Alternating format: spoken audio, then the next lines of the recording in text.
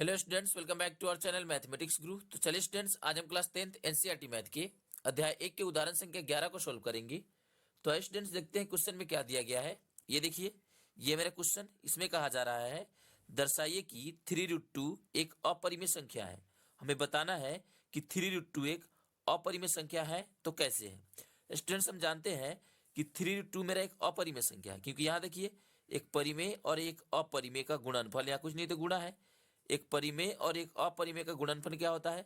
अपरिमेय होता है। इसको हम पहले से भी जानते हैं, लेकिन हमें सिद्ध करना है कि ये अपरिमेय है तो कैसे है, ये हमें सिद्ध करके बताना है। ठीक है, तो देखिए, हमें अपरिमेय सिद्ध करना है तो हम इसके विपरीत मानेंगे।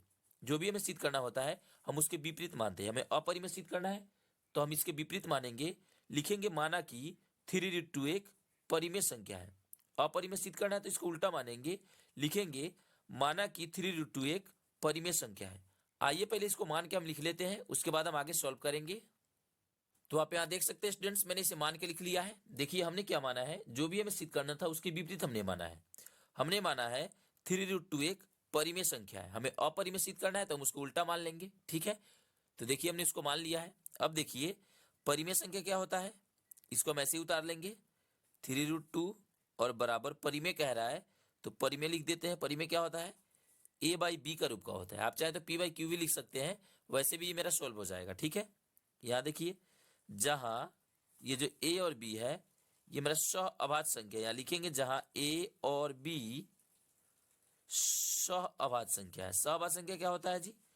वैसी दो संख्याएं जिसका मौसक केवल एक हो। मतलब ए और बी मेरा क्या है? सह अभाज्य संख्या है, तो इसका मौसक कितना होगा? इसका मौसक केवल एक ही एक होगा। ठीक है, उसके अलावा इसका दूसरा मौसक नहीं होगा। और यहाँ पे क्या है, ये जो मेरा नीचे वाला बी है, इस बी का मान मेरा कभी भी जीरो नहीं आ सकता है। ठीक है, यहाँ लिख देंगे B is not equal to zero. B कभी भी जीवन में जीरो नहीं आ सकता है। अगर ये जीरो आ जाएगा तो ये मेरा परिमेय नहीं होगा और ना ही अपरिमेय होगा। ठीक है, तो बी का मान कभी भी जीरो नहीं हो सकता है। अब देखिए इसके बाद हम क्या करेंगे, ये देखिए यहाँ पे इस √2 को हम यहीं पे रहने देंगे। ये हो जाएगा ए बाई बी। यहाँ देखिए कुछ नहीं तो गुणा के रूप में, यहाँ पे कुछ नहीं तो क्या है? गुणा है। इधर आएगा तो क्या हो जाएगा जी? ये मेरा भाग के रूप में हो जाएगा 3। ठीक है, अब देखिए ये हो गया √2 बराबर ए बाई बी। यहाँ कुछ नहीं रहता तो एक हिडन रहता है। ठीक है, अब देखिए ये जो हिडन है उसको हमने यहाँ पे लिख दिया है। अब ये जो मेरा भाग है इसको हम गुणा में बदलेंगे। ये 1 चला जाएगा ऊपर और 3 चला जाएगा नीचे। चलिए इसको हम गुणा कर लेते हैं। ये हो जाएगा 1 से ए में करेंगे तो 1a और बटा 3 से बी में करेंगे तो 3b। यहाँ देखिए स्टूडेंट्स, ये मेरा क्या है? परिमेय संख्या है। चूंकि ये बटे के रूप में है इसलिए ये मेरा परिमेय संख्या है। तो ये परिमेय संख्या है तो ये भी परिमेय संख्या होगा। क्यों? क्योंकि यहाँ देखिए इसके बराबर में है ये। ठीक है, ये दोनों एक दूसरे के बराबर है तो ये परिमेय होगा तो ये भी परिमेय होगा। चूंकि एक दूसरे के बराबर है तो हम जानते हैं, यहाँ लिखेंगे चूंकि ए बाई 3b एक परिमेय संख्या है। इस बात को हम जानते हैं, चूंकि ये परिमेय संख्या बटे के रूप में है तो ठीक है, परिमेय संख्या है। जब ये परिमेय संख्या है तो इसके बराबर में है तो ये भी परिमेय होगा। तो लिखेंगे इसलिए √2 भी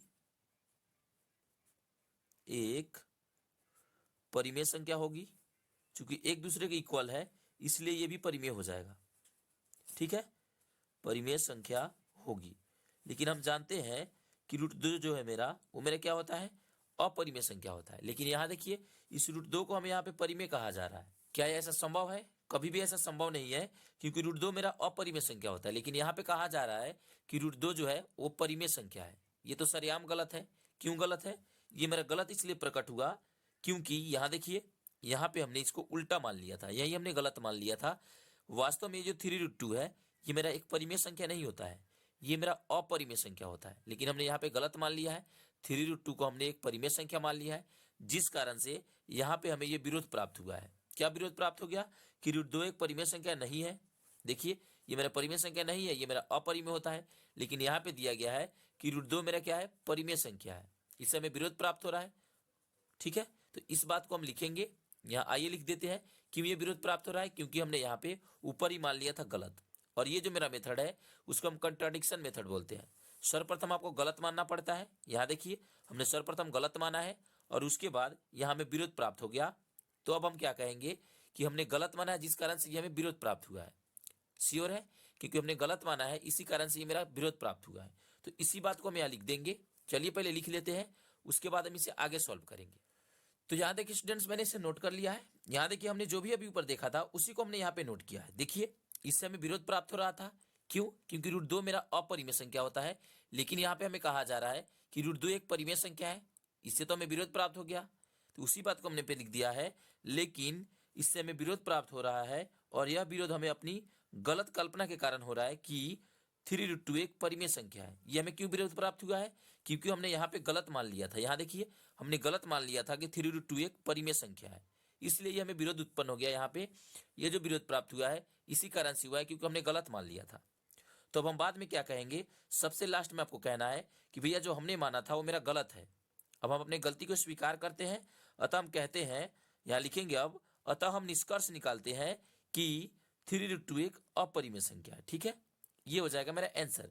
क्योंकि बाद में आपको जाके अपना गलती स्वीकार कर लेना है, क्योंकि हमने पहले क्या माना था, 3√2 को हमने माना था परिमेय संख्या, इस कारण से ये मेरा क्या आ गया है, परिमेय संख्या आ गया। तो ये तो सरेआम गलत था, इसलिए हमने बाद में जाके कहा कि भैया जो हमने माना था वो मेरा गलत है। अब हम अपनी गलती को स्वीकार करते हैं। अब 3√2 मेरा क्या है, एक अपरिमेय संख्या है, ये हम अपनी गलती को मानते हैं। ठीक है, तो क्या है जी, ये मेरा, ये हो जाएगा मेरा आंसर। 3√2 क्या हो जाएगा, एक अपरिमेय संख्या हो जाएगा। तो ये हो जाता है स्टूडेंट्स मेरा आंसर। तो देखिए ये था मेरा क्वेश्चन, इसका हमने सॉल्यूशन कर दिया। तो चलिए स्टूडेंट्स अब हम आगे बढ़ेंगे।